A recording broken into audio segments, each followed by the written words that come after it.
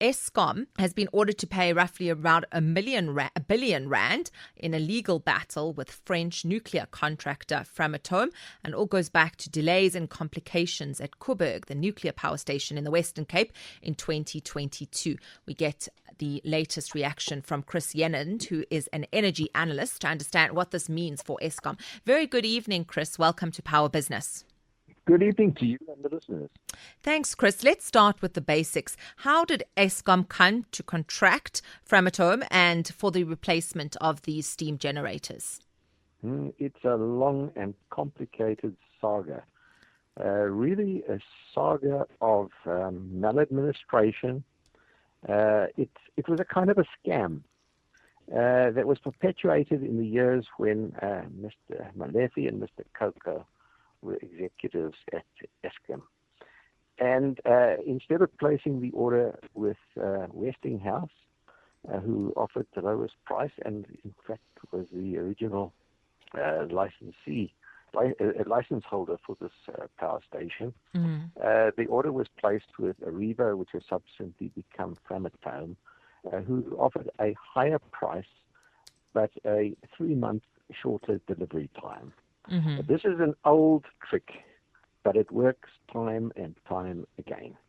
Because in the end, this project is not, the project running with Framatome and Areva is many, many years late. The 3 months promised earlier delivery, was broken, many, many times over. In fact, the project is running probably about 5 years late at the moment. So the contract was awarded. There was a long legal battle involved at the time, but eventually the contract with Framatome and Areva stood. And then a really serious problem happened because Framatome and Areva failed to manufacture the steam generators that they were contracted to, and they had to send these steam generators by air freight in 6 Antonov aircraft to China. Where the Chinese contractor looked at these reactors, steam generators, and said, listen, we're going to scrap them and start from scratch again. So it's really a sorry saga of errors. The units were eventually delivered to Eskom about 4 years late. And the replacement of the steam generators should have taken, well, for each of the reactors, Unit 1 and Unit 2 should have taken 155 days. So if you work that out, it's a total of about 10 to 11 months. The reality is it's going to take more than 4 years on site. And this has resulted, the delays have resulted in litigation, and an award has been made against Eskom in the case of Unit 2's steam generator replacement, when work commenced on site, only to find out that Eskom had not done its preparatory work, and work had to stop. And this resulted in a major claim by Framatome. Look, Eskom is to blame, but I can tell you Framatome and Areva also resulted in their failure to perform work resulted in many years of late delivery. Right. And essentially what Framatome is saying is that the buildings to house these steam generators, while they're being repaired, are not ready.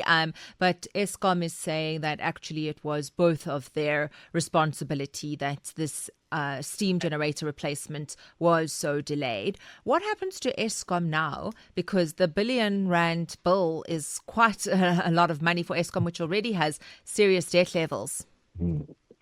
Yeah, look, as you say, Eskom was supposed to have a containment building ready for the old steam generators that have been taken out because they are radioactive. They have to put in a containment building to prevent unauthorized access to the old steam generators, allowing them to cool off. These buildings were not ready. Eskom and work therefore had to stop. This resulted in a significant delay, in the site work, and that is the source of this claim for $1 billion. It went to arbitration to resolve this dispute. The arbitrator ruled against Eskom and for Framatome, ordered Eskom to pay this $1 billion. Look, in the end, who's going to pay the $1 billion? It's going to be the South African taxpayer and the South African electricity customer. who will end up footing the bill for this mistake. And what happens to Coburg's functionality at the moment? How is it continuing as normal? Well, it's continuing, but it's not normal. The unit number 1 has now been shut down for a second time to do certain tests, and has found a number of cracks in the tubing of 2 of the 3 steam generators on Unit 1. This has caused a delay in the return to service of Unit 1, and it is expected to come back online at the end of August this year, several months late. But apparently these cracks have been found and repaired, and now Unit number 2 is going to have to go off for similar tests, and one can only hope that there will not be cracks found in these new steam generators, which have only been in service for about a year. So one really shouldn't expect these kind of cracks. So it seems to me there has been some problems with the manufacturer, even in China. Just to stay on nuclear energy, but shift topics. Of course, nuclear is quite a controversial topic in South Africa, given what happened during during the Zuma years and concerns about Russian influence. But the World Bank has now said that they will finance nuclear projects. Previously, they were opposed to this. The rules prevented this. Just broad thoughts about what this means for the continent. I've seen some analysis that this could actually mean that more countries in Africa will take up nuclear power.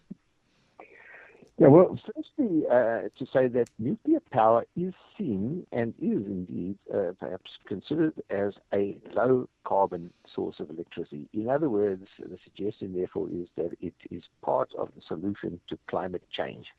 I personally am not anti-nuclear as a technology, and I have no doubt whatsoever that there are countries in the world for whom nuclear power is the right decision, the right choice.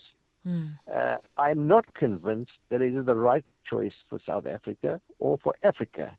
If I can just paint the context in Africa, you have to understand these nuclear reactors are about 1,200 megawatts each, typical modern pressurized water reactor. Now, if you were to look at a country in Africa, a typical country in Africa, their demand for electricity is in the region of like between 1 and 3 megawatts, sometimes even less than 1,000 megawatts. Sorry. To have a power station of 1,200 megawatts at least, and in fact you'd normally have 1 or 2 or even 3 units, is really far too big for a typical country in sub-Saharan Africa. And really what perhaps sub-Saharan Africa could or should be looking forward to is the development of small modular nuclear reactors as opposed to these large, lumpy, pressurized water reactors. But the reality is that right now, small modular reactors are not available commercially. They have not completed their design and testing and evaluation and licensing. There are no reactors available, on the market, for installation. We don't know what the prices will be. Maybe they will be a solution in the future for Africa. But right now, they're not available for Africa, and they're unlikely to be available for the next 10 years. All right, so not an immediate solution. Thanks very much, Chris Yellen there, an energy analyst, talking us through this 1 billion rand that Eskom is going to be asked to pay by the courts, or told to be paid by the courts to this French steam generator supplier, and that's Framatome.